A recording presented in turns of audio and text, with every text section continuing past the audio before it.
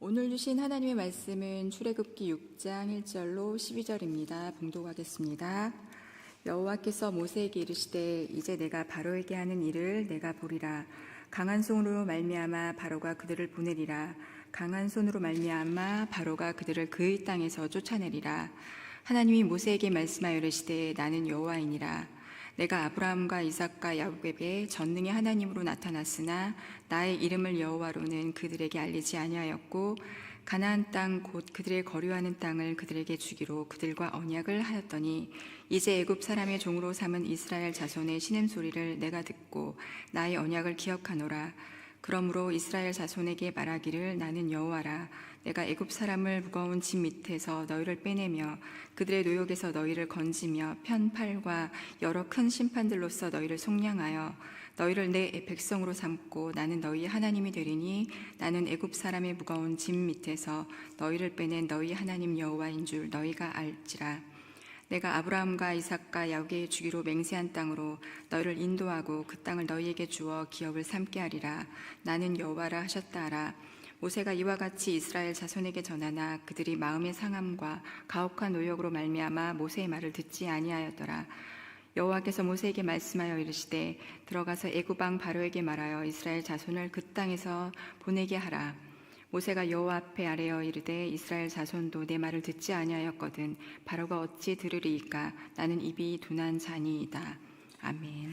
여기 그 유치부의 최은성 전도사님 그리고 우리 또 손정우 부장님이 계셔서 제가 생각이 났는데 작년이었었던 것 같아요. 작년 성경학교 때 제가 유치부에 기도해 주러 들어갔었어요. 그랬는데 마침 유치부에서 출애굽 10가지 재앙이 나오는 그 애니메이션을 보고 있었거든요.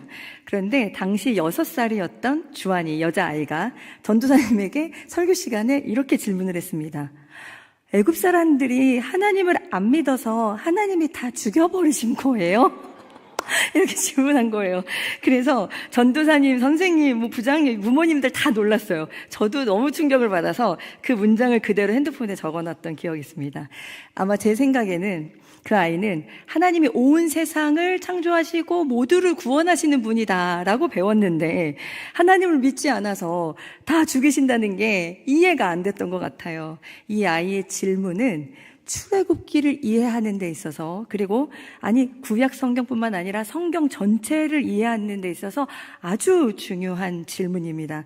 그래서 오늘 이 이야기를 함께 해보고 또 묵상해보려고 하는데 저희 출애굽기 6장을 통해서요. 오늘 본문을 통해서 먼저 하나님의 큰 그림을 보고 그리고 그 그림을 알지 못하고 살아가는 사람들의 모습 반응을 살펴보면서 그 사람들에게 하나님이 어떻게 당신이 여호와이신지 하나님이신지를 가르치시는지 그 방법 어떻게 하나님이 그들을 대하시는지 한번 찾아보려고 합니다.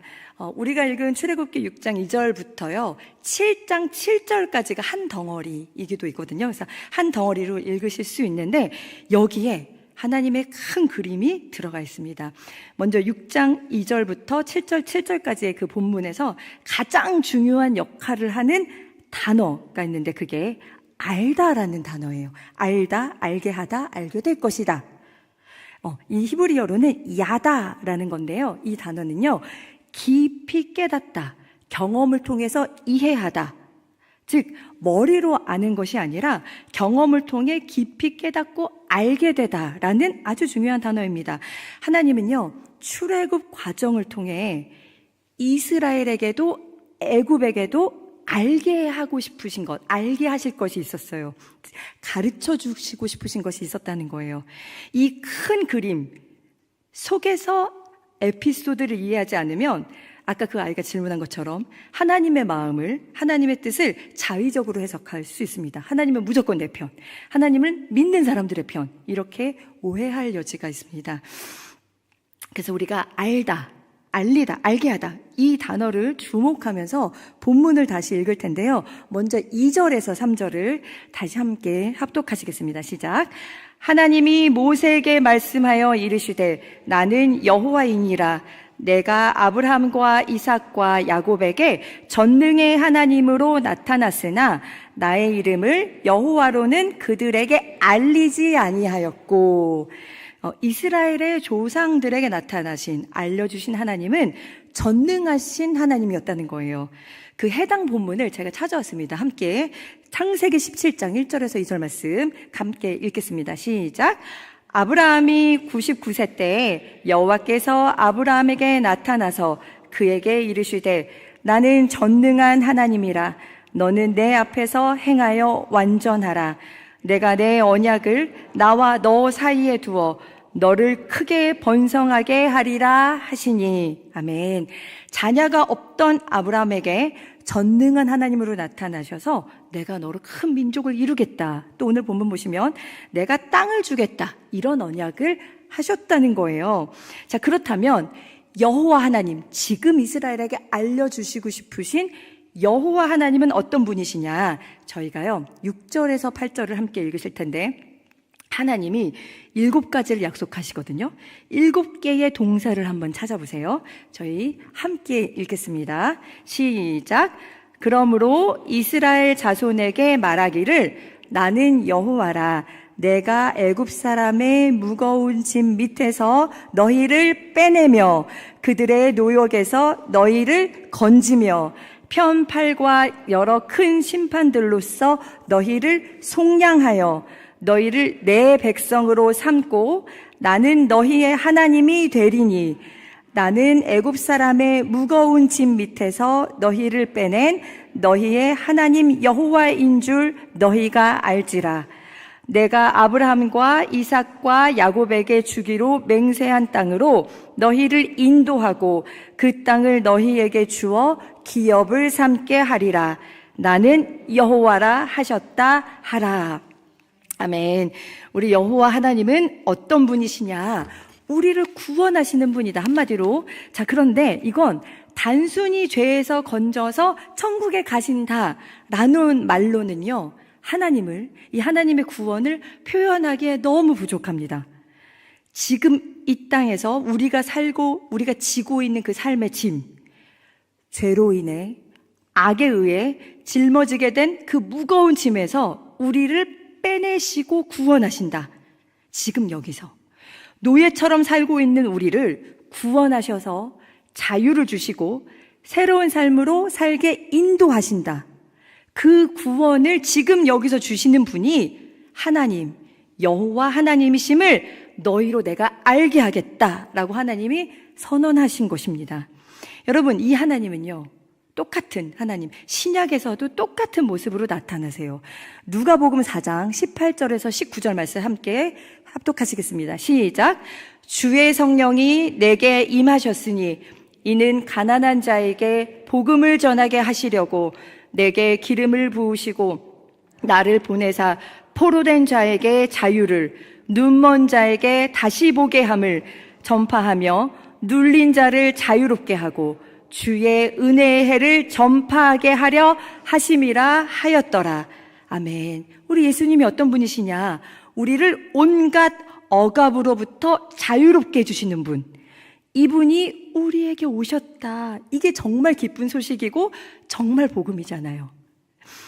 지난 주간에 어떤 권사님이 밥을 사주시면서 권사님의 이야기를 들려주셨는데, 권사님이 저에게 성도들의 이야기는 목사님들에게 좋은 예화잖아요 라고 하셨기 때문에 정말로 제가 예화로 사용하려고 합니다. 젊으셨을 때 돈을 많이 버셨대요. 그런데 하나님이 없는 삶에 돈이 넘치면 인간은 어떻게 악해질 수 있는지 그것을 경험하셨다고 하면서 들려주셨는데, 돈은 많이 버시는데 날마다 현찰이 막 들어오는데 쾌락, 사치, 허영, 사람들의 이용, 배신, 돈은 많았지만 공허했고 가까운 사람들에게 속고 배신당하시면서 어떤 표현을 하셨냐? 너무 정확한 표현을 하셨어요. 온 세상이 감옥 같았다 라는 표현을 하셨어요. 그 표현이 지금 오늘 성경에서 나오는 표현, 아주 적확한 표현입니다. 우리가 불행한 일을 당할 때, 삶이 고통뿐일 때, 고난의 끝이 안 보일 때 어딜 가나 캄캄한 감옥이잖아요. 하나님은 우리가 그런 세상을 살고 있을 때 내가 거기서 너를 건져줄 거고, 그렇게 너희를 억압하고 괴롭히는 자들의 손에서 구해낼 거야. 그렇게 내가 너희를 그들의 노예가 아니라 내 백성으로 삼아 너희의 하나님이 되어 앞으로 너의 삶을 인도할 거야. 그러면 너희는 그제서야 내가 여호와인 줄 알게 될 거야 라고 하시는 겁니다.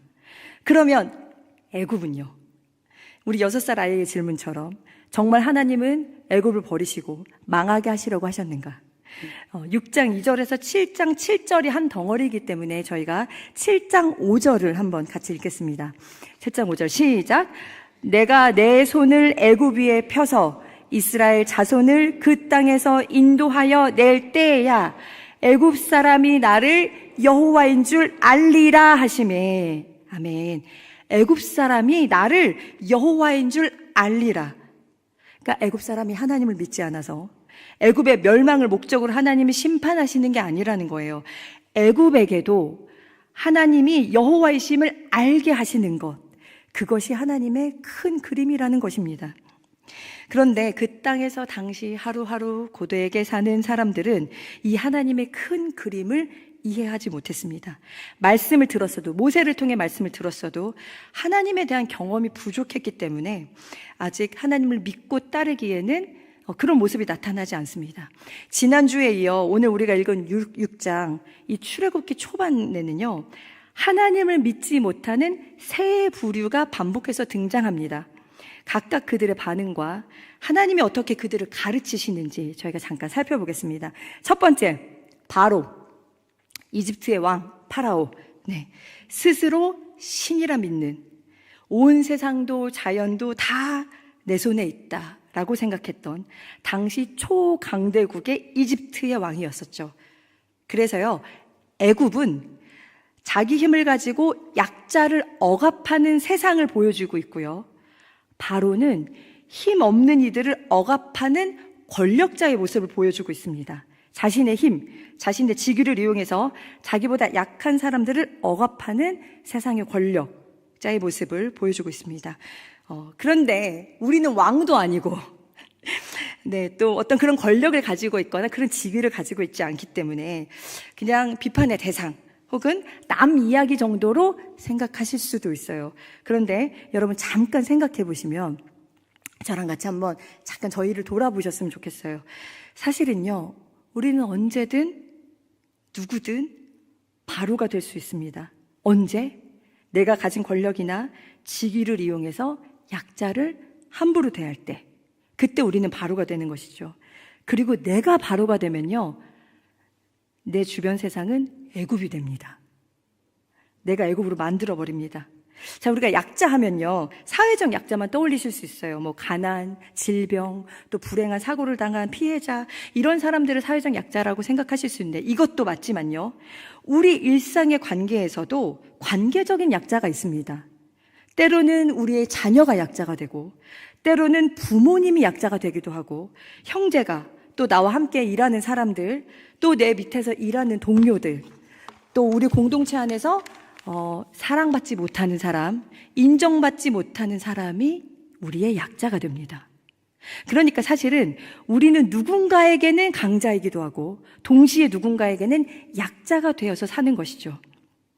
여러분, 혹시 지금 내가 가진 결정권을 이용해 누군가를 아프게 한다면요, 아, 내가 지금 바로가 되었구나, 내가 내 세상을 애굽으로 만들었구나, 빨리 인지하시고 하나님께 돌아오셔야 합니다. 자, 그러면 하나님은 바로를, 애굽을 어떻게 가르치시냐, 어떻게 하나님이 여호와이심을 가르치시냐. 네, 누가 심판자인지, 누가 세상을 운행하는지, 누가 때를 정하는지, 세상은 누구 손에 있는지, 앞으로 펼쳐질 재앙의 사건으로 애굽을 끊임없이 가르치시고요, 바로에게는 누가 하나님이신지, 누가 여호와 하나님은 어떤 분이신지를 계속해서 알게 하십니다. 그러니까 앞으로 겪게 될, 우리가 살펴보게 될 재앙은요, 애굽도 하나님을 배우는 과정이라는 것입니다. 그러면 이후에 애굽에 어떤 변화가 생기는지는 지금 말씀드리지 않겠습니다. 차차 네, 말씀을 통해서 듣게 되실 겁니다. 자, 그리고 두 번째, 이스라엘. 이스라엘은 억압당하는 자를 보여줍니다. 이스라엘은 지금 강제 노역을 하면서 노예로 길들여져 있었습니다. 노예의 가장 큰 특징이 뭐냐? 주인이 정해준 삶을 사는 거예요. 노예는 스스로 삶을, 미래를 개척할 수 없고요. 스스로 문제를 해결할 힘도 없습니다. 주인이 주면 기쁘고 안 주면 섭섭하고 언제 주나 그것만 기다리고 삶이 너무 고되니까. 지금 이스라엘도 그렇잖아요. 하나님이 구원해 주신다고 했는데 바로 짠 하고 순간 이동하는 게 아니었잖아요. 그러니까 바로가 지금 중간에 더 고된 노동을 시키니까 하나님의 큰 그림 속에 있다는 것을 생각하지 못하고 지금 당장의 고통 때문에 모세를 원망하고 있습니다. 그런데요, 이런 이스라엘을 하나님이 나무라지 않으세요. 왜냐? 그렇게 살 수밖에 없을 정도로 이스라엘은 너무 고통스럽다는 걸 하나님이 불쌍히 여기셨거든요. 자, 지금 억압받고 짓눌리고 강제 노역만 하면서 고통스럽게 살아가는 이스라엘에게 필요한 것은 무엇일까요? 자립이 아닙니다. 지금 노예로 사는 이들에게는 구원자가 필요합니다. 외부의 힘, 나를 억누르는 힘보다 더 큰 힘의 도움 없이 어떻게 이 삶에서 스스로 해방될 수 있겠습니까? 우리는 가끔 몸과 마음이 연약한 사람들, 또 궁핍하고 가난한 사람들을 보면서 시간을 낭비하지 말고 더 열심히 살아야 돼, 스스로 일어서서 자립해야 돼 라고 말해주기도 합니다. 저도 그랬습니다. 그것도 맞는 말입니다. 그런데요, 자립 전에 꼭 필요한 게 있습니다. 구원입니다. 스스로 일어날 힘이 없는 자들에게 스스로 일어나라고 하는 건 참 가혹한 일이죠. 일어날 수 있게 일으켜 준 다음에 그 다음에 걸어가라, 자립해라 라고 하는 게 맞는 것이죠. 예수님이 이 땅에 오셔서 보여주신 치유 사역도 다 이와 같습니다. 여러분, 베데스다 연못 앞에서 38년 누워있던 자, 그를 예수님이 뭐 하셨냐? 먼저 일으켜 주셨어. 일어나게 하신 후에 그 다음에 걸어가라, 다시는 죄짓지 마라 라고 하셨습니다. 나중에 천국 갈 거야, 이런 구원을 말씀하시지 않으셨어요. 지금 꼭 필요한, 이 땅에서 지금 꼭 필요한 구원을 여기서 주신 분이 바로 예수님이십니다. 또 들것에 실려온 중풍병자 먼저 일으켜 주시잖아요. 자, 그러면 하나 더 생각할 게 있는데, 이스라엘이, 그러니까 하나님의 선택을 받은 이 은총을 입은 자들이 왜 노예에서부터 시작하였을까? 여러분, 신명기 10장 19절 말씀 함께 읽겠습니다. 시작. 너희는 나그네를 사랑하라. 전에 너희도 애굽 땅에서 나그네 되었음이니라. 이 말은 너희도 억압을 받아왔으니, 그 고통을 잘 알고 있으니 다른 사람 억압하지 마라. 고통받는 자를 사랑하라. 너희도 하나님의 구원의 은혜를 받아서 하나님의 백성, 자유인이 되었으니 앞으로 억압자가 아니라 누군가의 구원자로 살아라 라는 뜻입니다. 이게 성경 전체를 통해서 말씀하신 하나님의 뜻, 우리에게 주신 사명입니다. 그러면 어떻게 구원자로 살아가냐? 세상의 약한 자들에게 필요한 것을 공급하고, 우리의 관계 속에서 힘이 없는 자들을 보살피고, 하나님을 몰라서 감옥 같은 세상에서 살고 있는 자들의 손을 붙잡아서 일으켜주고, 그들도 하나님이 어떤 분인지 너희가 알게 해주라고, 경험하게 해주라고, 그 사명 감당하게 하시려고 우리를, 또 이스라엘을 노예에서부터 시작하게 하셨다는 것 꼭 기억하셔야 합니다. 그런데 여기서는 이스라엘의 애굽에게 억압당해서 하나님의 구원의 대상이잖아요. 그런데요, 나중에 하나님이 주신 땅에서 쫓겨날 때 예언자들의 말씀을 보면 어느새 이스라엘은 억압자로 변질되어 있다는 것을 성경이 고발합니다. 왜냐하면 온 세상을 구원하시는 하나님만 섬긴 것이 아니라 세상에 군림하려는 우상을 같이 섬겼기 때문에 이스라엘이 예배는 드렸지만, 제물은 드렸지만 하나님을 안 믿는 사람들과 똑같이 군림하는 자가 되어버린 거예요.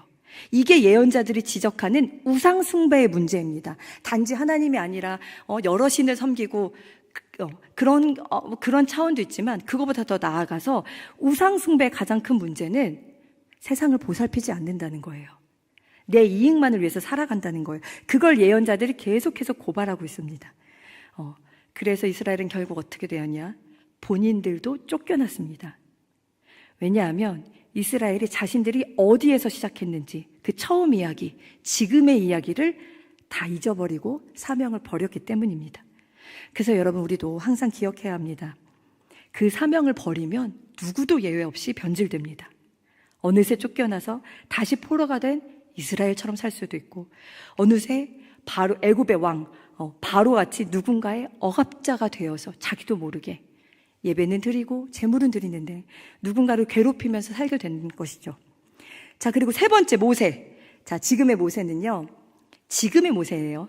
자기의 힘으로 문제를 해결하려는 모습을 보여줍니다. 자, 6장 9절에서 12절 저희가 함께 교독하시겠습니다. 모세가 이와 같이 이스라엘 자손에게 전하나 그들이 마음의 상함과 가혹한 노역으로 말미암아 모세의 말을 듣지 아니하였더라.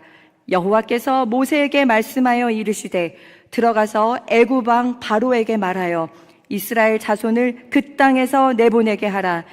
모세가 여호와 앞에서 아뢰어 이르되 이스라엘 자손도 내 말을 듣지 아니하였거든 바로가 어찌 들으리이까? 나는 입이 둔한 자니이다. 이후에 모세는 다시는 얘기죠. 크고 위대한 사명을 감당하는 위대한 지도자가 되었지만 지금의 모세는요, 그 사명 앞에서 무척 두려워하는 아주 약한 모습을 보여줍니다. 여러분, 지난주에도 나왔고 앞으로도 나오는데 모세가 계속해서 뭐라고 하냐? 나는 입이 둔하여. 이 말을 5번이나 해요. 엄청 겁이 났던 거예요. 자기 약점 때문에 자신이 없고, 또 자신이 없으니까 자기 약점이 너무 커 보이고, 아직 모세도 하나님을 충분히 경험하지 못했기 때문에, 모세도 되어져 가는 과정이기 때문에 그렇습니다. 자, 모세는 어떤 사람이었냐? 예전에 바로의 왕궁에서 살다가 어느 날 애굽 사람이 자기 동족 히브리인을 괴롭히는 것을 보고 가서 자기가 애굽 사람을 쳐 죽이고 숨기잖아요. 그 장면이 있어요. 자, 그리고 나서 이튿날 이제 히브리 사람, 자기 동족끼리 싸우는 걸 보고 가서 말리려고 하니까 히브리 사람들이 그래요. 누가 너를 우리의 재판관으로 삼았냐? 우리도 그 애굽 사람처럼 너도 또 우리도 쳐 죽일 것이냐? 이렇게 말을 해요. 근데 또 그때 마침 바로가 모세가 애굽 사람을 죽인 것을 알고 모세를 죽이려고 하거든요. 그러니까 이스라엘에게도 자기 동족 히브리 민족에게도 받아들여지지 못했고 애굽에게도 버림받은, 그러니까 문제를 하려고 했지만 어떤 문제도 해결하지 못하고 양쪽에게 다 버림받아서 그 실패자로 광야에 들어가서 40년을 살았습니다. 인생의 큰 실패를 경험하고 평범한 소시민으로 그렇게 살다가 지금 큰 사명을 받고 과거 자신이 실패했던 그 현장으로 다시 돌아온 거죠. 엄청 두려웠을 겁니다. 또 실패할까 봐. 여전히 바로는 겁박하고 이스라엘은 마음이 상해서 자기를 믿어주지 않아요. 그때랑 지금이랑 똑같아요. 과거의 실패, 트라우마가 계속 떠오르죠. 그게 자꾸 발목을 잡는 것입니다. 과거의 모세처럼, 지금의 모세처럼 자기의 힘으로 문제를 해결하려고 하는 사람은요, 사명 앞에서 보통 2가지의 선택을 합니다. 자기 실력이, 능력이 부족할 때에는 두려워서 감당할 수 없고, 왜냐하면 자기가 다 해결해야 되기 때문에.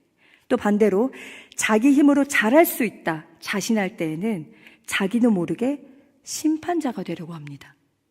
그래서 우리는 신앙의 성숙의 과정을 통해 하나님의 일은 내 능력이 부족해서 실패하는 것이 아니다라는 것을 경험해야 됩니다. 반대로 내 재능이나 능력 때문에 하나님이 나를 사용하시고 성취하는 것이 아니라는 것도 몸으로 경험해야 합니다.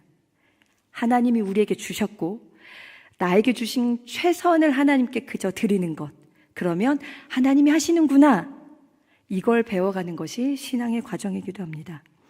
그래야 지치지 않고 변하지 않고 끝까지 사명을 감당할 수 있습니다. 자, 모세는 어떻게 되었습니까? 하나님과 동행하며 하나님께 묻고 하나님께 순종함으로 스스로 하나님의 종이 되어 하나님이 이스라엘을 구원하실 때 쓰임받는 위대한 지도자가 되었습니다. 그러니 지금 애굽, 이스라엘뿐만 아니라 모세도 만들어지는 과정에 있고 모세도 하나님이 여호와이심을 배워가는 과정에 있다는 것, 이 본문을 통해서 알 수 있습니다. 그래서 말씀을 정리하겠습니다. 하나님은 여전히 우리에게 이 세상에 하나님이 여호와이심을 나타내시고 알게 하시는 중입니다. 지금 저와 여러분 중에 누군가 바로의 자리에서 자기의 가진 지위를 이용해서 타인을 아프게 하셨다면 빨리 깨닫고 하나님께 돌아오시길 바라고, 또 이스라엘처럼 억압받고 고통 중에 계신 분이 있다면 하나님의 구원의 과정에 있구나, 그것을 믿고 하나님의 손을 꼭 붙드시기를 바랍니다. 또 나는 할 수 없다, 지금은 아니다 라고 사명 없이 나만을 위해 살고 계신 분이 있다면 하나님의 손이 되어서 내 주변 세상을 보살피는 하나님의 구원의 사역에 동참하시길 바랍니다. 그래야 우리 모두 하나님이 우리의 여호와이심을 알게 될 것입니다. 경험하고 믿게 될 것입니다.